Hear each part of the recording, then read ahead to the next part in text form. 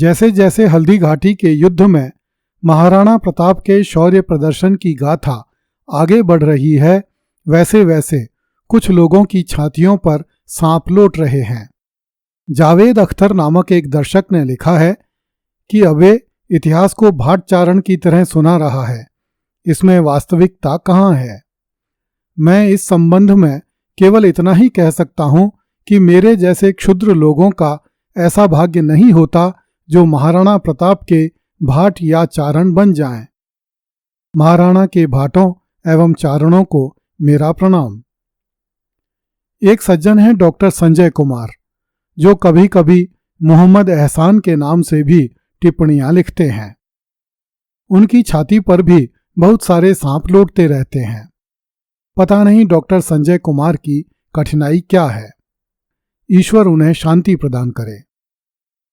पिछली कड़ी में हमने चर्चा की थी कि हल्दी घाटी के युद्ध में ग्वालियर के तोमरों ने सर्वाधिक बलिदान दिया था और राजा रामशाह तोमर अपने 3 राजकुमारों के साथ युद्ध क्षेत्र में ही वीर गति को प्राप्त हुआ था।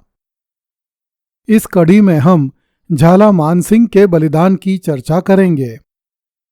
जब महाराणा प्रताप हल्दी घाटी के मैदान में कछवाहा राजकुमार मानसिंह को मारने के उद्देश्य से मुगल सेना के भीतर तक घुस गया, तब कुछ क्षणों के लिए संभवतः महाराणा प्रताप अकेला रह गया था।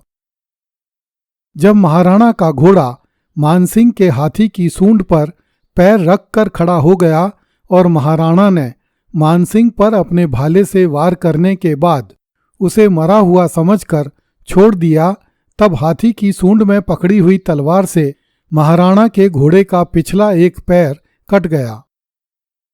इससे महाराणा की स्थिति और भी नाजुक हो गई। इसी समय मुगल सैनिकों ने महाराणा को चारों तरफ से घेर लिया। महाराणा उनसे संघर्ष करता हुआ घायल हुआ और उसे 7 घाव लग गए। संभवतः इन्हीं क्षणों में झाला मानसिंह, जिसे झाला बीदा और झाला मन्ना के नाम से भी जाना जाता है तथा जिसकी बहन महाराणा प्रताप को ब्याही गई थी, उसकी दृष्टि घायल महाराणा प्रताप पर पड़ी। उसने महाराणा को मुगल सैनिकों से बचाने के लिए महाराणा का राज्य चिन्ह झपट कर स्वयं धारण कर लिया ताकि मुगल सैनिक भुलावे में आ जाएं। कर्नल टॉड ने इस घटना का उल्लेख करते हुए लिखा है, प्रताप के ऊपर राजकीय छतरी लगी हुई थी जिसे वह अलग नहीं कर रहा था तथा शत्रु उस छतरी से प्रताप को पहचान कर बार बार घेरने का प्रयास कर रहे थे।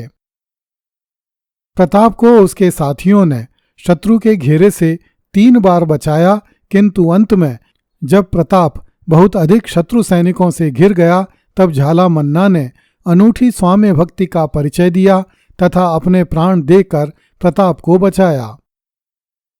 मन्ना ने मेवाड़ के उस महाप्रतापी राजक्षत्र को छीन लिया तथा उस सुनहरे सूर्य को अपने मस्तक पर लगाकर एक ओर को बढ़ गया। इससे मुगल सिपाहियों की बाढ़ झाला मन्ना के पीछे लग गई। इस बीच प्रताप को जबरदस्ती युद्ध स्थल से निकाल लिया गया। झाला मन्ना युद्ध क्षेत्र में वीर गति को प्राप्त हुआ।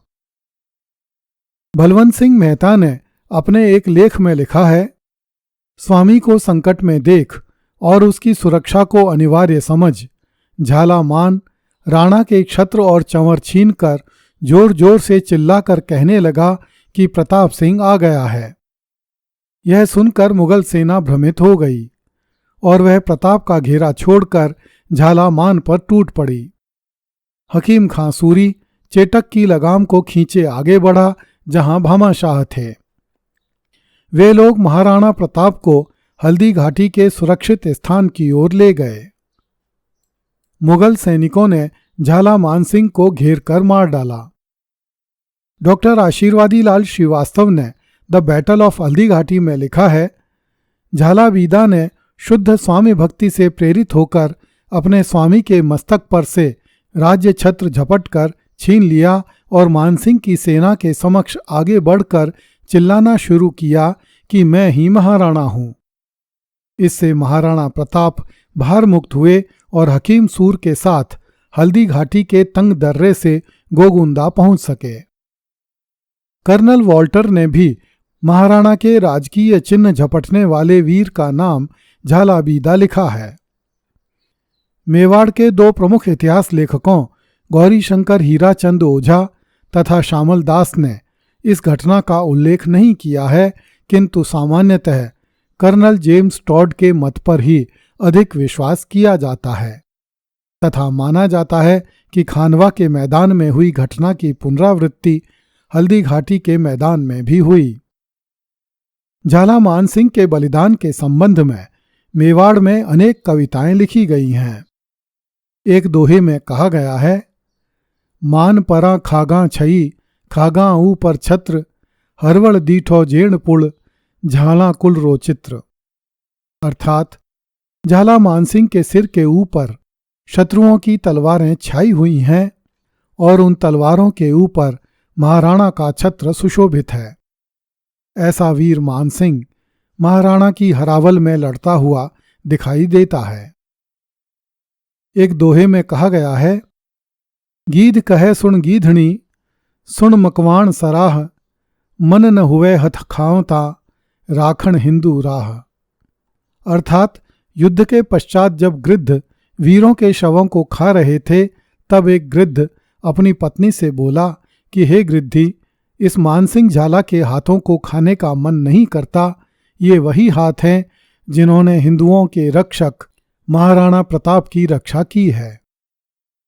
एक अन्य दोहे में कहा गया है, नवलख्या न्यारो लियो रगत मान रो हेर रक्षा कर नित राखस्या तिलक कराला फेर। अर्थात जब मानसिंह का रक्त धरती पर गिरने लगा तो रण क्षेत्र में रक्त पीने वाली योगिनियों ने उस रक्त से अपना खप्पर भरते हुए कहा कि वीर मानसिंह का पवित्र रक्त पीने योग्य नहीं है, यह तो सुरक्षित रखने तथा नित्य ही मस्तक पर तिलक करने के लिए है। किसी कवि ने लिखा है, धर थांबी खारज कियो शेष फणा पर नाग ढैतो अंबर थांबियो मान अकेली खाग। अर्थात शेषनाग तो अपने सहस्त्र फणों पर धरती को थामता है, किंतु झाला मानसिंह ने तो अपनी अकेली तलवार के बल पर टूटते हुए आकाश को थाम लिया। कै गंगा जमुना करे करे गोमती स्नान तै धारा तीरथ कियो हल्दी घाटी मान।